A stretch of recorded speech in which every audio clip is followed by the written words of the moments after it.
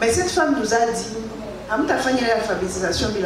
la Fondation Pélagie Mwingiroa FPM ASBEL a organisé un atelier d'échange sur l'autonomisation de la femme le mercredi 24 mai 2023 au restaurant Exodus situé sur les boulevards Patrice Emery Lumumba en commune du Banda au sud Kivu. Sous le thème autonomisation de la femme, moyen efficace pour la lutte contre les violences sexuelles et basées sur les genres, les participants ont échangé sur les questions qui ont permis d'aboutir aux réponses afin de formuler les engagements vers un changement positif. Dans son allocution, Madame Kadi Adzuba, directrice de la Fondation Pélagie Mwingiroa, a souligné que cette activité s'inscrit dans le cadre du projet Femmes en Marche organisé avec l'appui financier de la Fondation Alboan.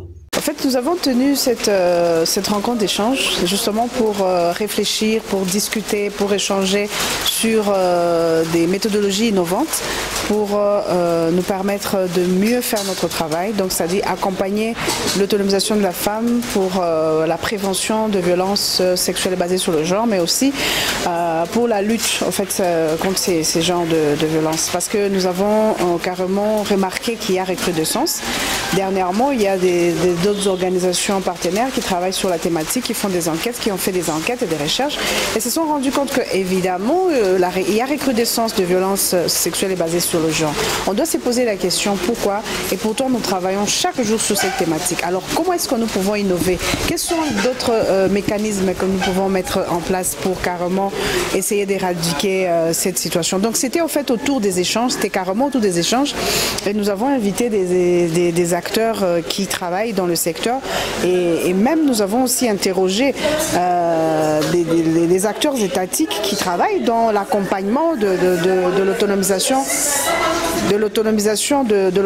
de la femme. Et donc c'était vraiment enrichissant. Nous avons eu des recommandations qui vont nous permettre d'enrichir aussi notre travail. Azine Pascaline Chiza, professeure à l'Université évangélique en Afrique et panéliste dans cet atelier, propose l'égalité dans la scolarité entre hommes et femmes pour arriver aux résultats escomptés. Mon message aujourd'hui, c'est pour montrer aux femmes que nous sommes aussi capables que les hommes. Cette lutte que nous avons toujours pour l'égalité, c'est une lutte qui devrait continuer, mais tout dépend du niveau inférieur. Parce que la base part du fait que nous avons d'abord des inégalités dans la scolarité des femmes, des filles, des femmes, si on compare à ce qui se passe pour les cas des garçons. De son côté, Julienne Basseke, coordonnatrice de l'association de femmes des médias AFEM, a appelé les femmes à la prise de conscience de leur rôle et des potentialités qu'elles disposent. C'est un message pour l'éveil de conscience de femmes, de filles, mais aussi des communautés et surtout des hommes. Pour leur dire, avec les femmes, la communauté gagne. Et qu'un parent qui aime vraiment sa fille a besoin de commencer à lui donner une éducation positive. Une éducation à l'égalité des sexes pour que demain, elle soit une femme épanouie. Et aujourd'hui, on voit les femmes qui étaient avisées, les familles qui étaient avisées, on voit comment les femmes sont devenues les piliers pour leur famille. Interrogé, le docteur Joseph Kakisingi, coordonnateur de l'organisation Santé et Développement, reste convaincu que si vous autonomisez une femme, l'argent que gagne la femme contribue plus au développement de toute la famille, comparativement à l'homme.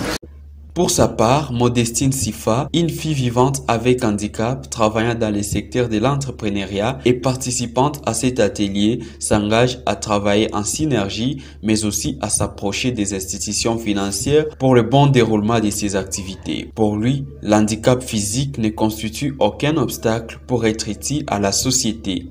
On va commencer à se mettre en synergie, mais également à approcher les institutions financières pour nous permettre à accroître nos chiffres d'affaires et faire évoluer nos activités. Pour moi, l'handicap n'est que le mental, mais le physique n'est pas un handicap.